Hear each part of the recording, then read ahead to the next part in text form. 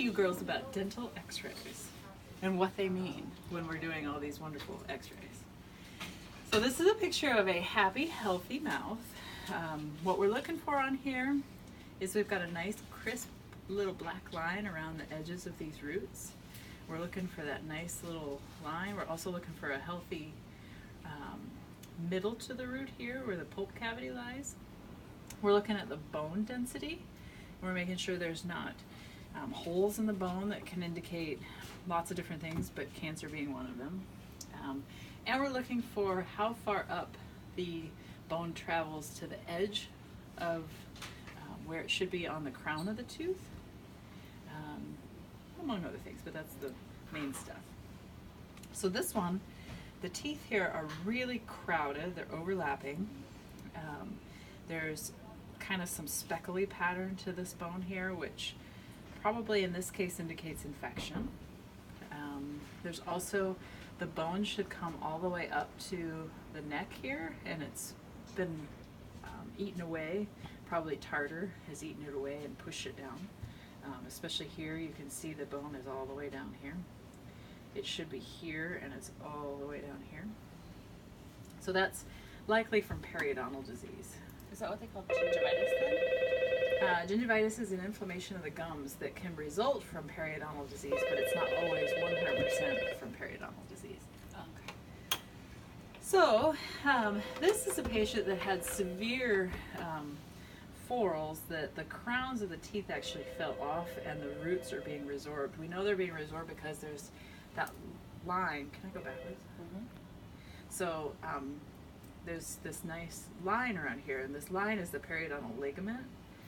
It's where the tooth is being held into the socket of the bone. And in this one, there is no line anymore. The periodontal ligament is gone.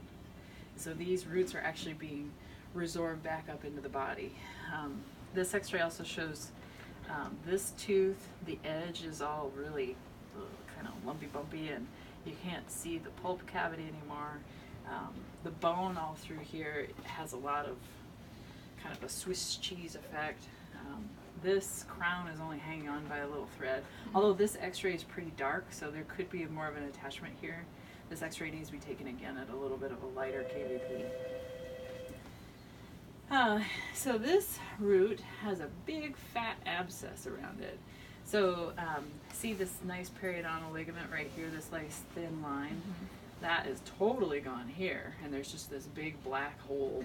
And externally, when we looked at this dog, there was pus coming out because this is a big pocket of pus. So this is a good picture for the receding gum lines. So the gum line should be up to the little neck, and it's way down. And so that's usually in dogs from periodontal disease and cats from forals. What are florals? So forals, F-O-R-L-S,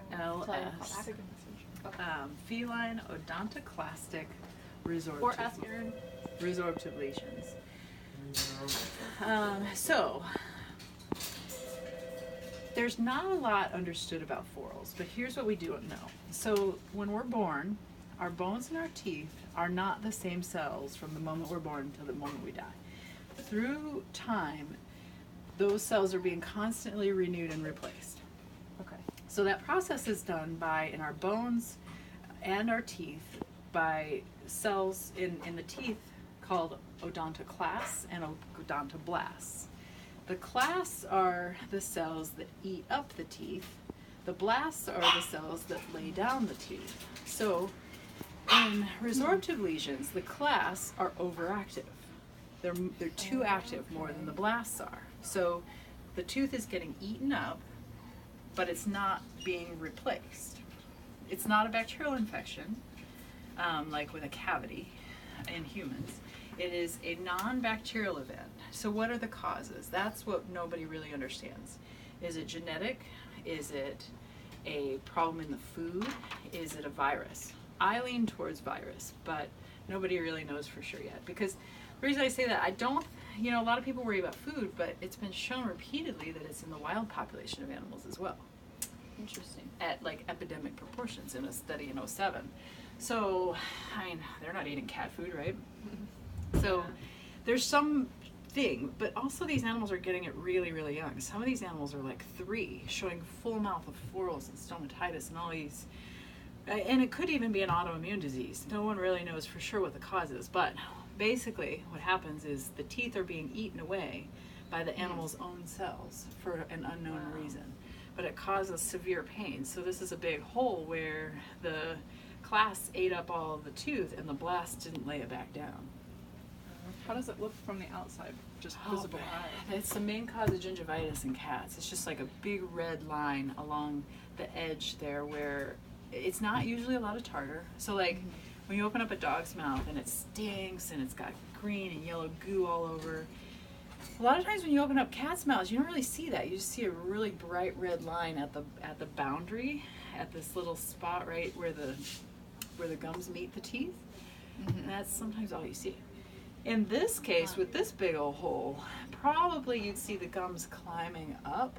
So when there's a hole on the tooth and it's open and raw, a lot of times the gums try to cover it so it doesn't hurt as much, and I'm sure there's other reasons, but so you see that creeping up of the gums.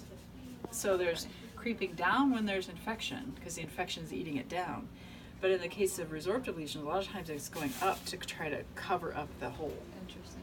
So do these teeth just have to be pulled? Yeah, there's nothing else to do. You have to pull them. So this was the animal where the root, the tooth was not visible at all. The only way we would have seen this was on x-ray. We wouldn't have known that was there. But that's, so, you know, on the outside you just saw regular gums. It wasn't even red, it wasn't raw, nothing. Couldn't tell where it was. And does that always need to be removed too? Yeah. Yeah. Well, yes and no. Like for instance, on this one, because these roots are being resorbed, the body is getting rid of it, and we don't need to get down in there and make a mess of that. Okay. But this one, the reason I know it's not being resorbed is because that line is still there. That periodontal ligament is still actually there. So when it's not being resorbed, it's a really important site for infection and pain, and then we gotta remove it. So it's the importance of taking dental x-rays versus just going by what you see on the outside. Yeah. They're doing dentistry without x-rays is sort of doing dentistry blind. It's now that I have x-rays compared to back in the day when we didn't have them at all, I can't believe we did dentistry. Honestly, like there's just probably half the story is under the gum line. I don't, sometimes even less is above the gum line. Is there a reason why some roots will resorb and some won't? Like that one versus the other one? And yes, and there's probably somebody that can explain that better, but from what I understand, there's a lot of not known about that. But in certain cases where the blood supply has been disturbed, that can alter whether it's resorbed or not. But I don't know the full details, and I'm not sure if anyone knows the full details on why some resorb and some don't. But this has a hole being eaten out right there. That's a nasty looking one. A lot of them though are not nearly that obvious. The more subtle ones, like today, was just basically it looked like a normal tooth, but there was just a little dark area right here. And so then you combine the x-rays with what you feel and see in person in the animal's actual mouth to figure out if there's a floral there, because not all of them are obvious, like with a big old hole taken out of it.